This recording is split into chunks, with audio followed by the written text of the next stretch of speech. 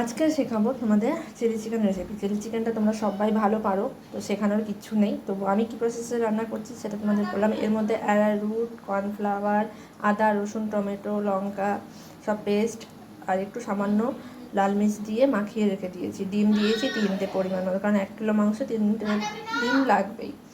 আর এইখানে করে নিয়েছি এই যে ক্যাপসিকাম, পেঁয়াজ আর টমেটো সস এর মধ্যে, আর পেস্টও করে নিয়েছি আদা, রসুন, লঙ্কা, একটু কাশ্মীরি মির্চ অ্যাড করে রেখেছি, গোটা করে নিয়েছি। এবার হচ্ছে তেল গরম করে এবার হচ্ছে ভাজবো জিনিসটাকে।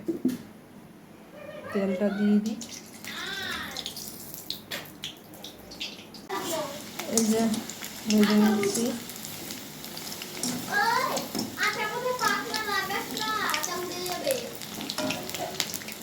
পেঁয়াজ ক্যাপসিকামটা ভেজে নিয়ে আদা, রসুন, লঙ্কা যে পেস্টটা করেছিলাম, জিরে গুঁড়ো, কাশ্মীরি মির্চ, সেটা দিয়ে দিয়েছি।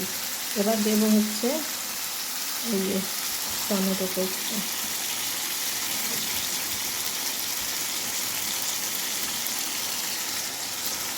আমাদের টমেটো সস আর চিলি সস মিক্স করা, আর এর মধ্যে মিশিয়ে দিলাম একটু সয়া সস। সয়া সস ছাড়া তো চিলি জিনিসটাই মানায় না।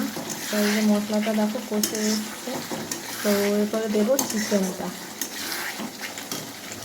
এই যে মাখিয়ে এখন চিলি চিকেনটা কষানো হচ্ছে। আর একটু উষ্ণ গরম জল বসিয়ে দিয়েছি। অনেকে মাখা মাখা খায়, অনেকে গ্রেভি খায়, গ্রেভিটা দিয়েই ভালো লাগে। যে দিয়ে দিয়েছি জল, নামবে। এবার ধনে পাতা হলে আরও ভালো হতো। নেই, যে গরম গরম চিলি চিকেন হয়ে গেছে আমার। আর কটা পকোড়া রেখেছি যে। তো এই যে গরম গরম চিলি চিকেনের সঙ্গে পরোটা, রুটি বেশ ভালোই লাগে। ফ্রায়েড রাইস, পোলাও কি না ভালো লাগে। তো কারা কারা আমার মতো চিলি চিকেন খেতে ভালোবাসো জানি। আমার বেশ মাঞ্চুরিয়ানটা ভালো লাগে না, কিন্তু চিলি চিকেনটা বেশ ভালো লাগে।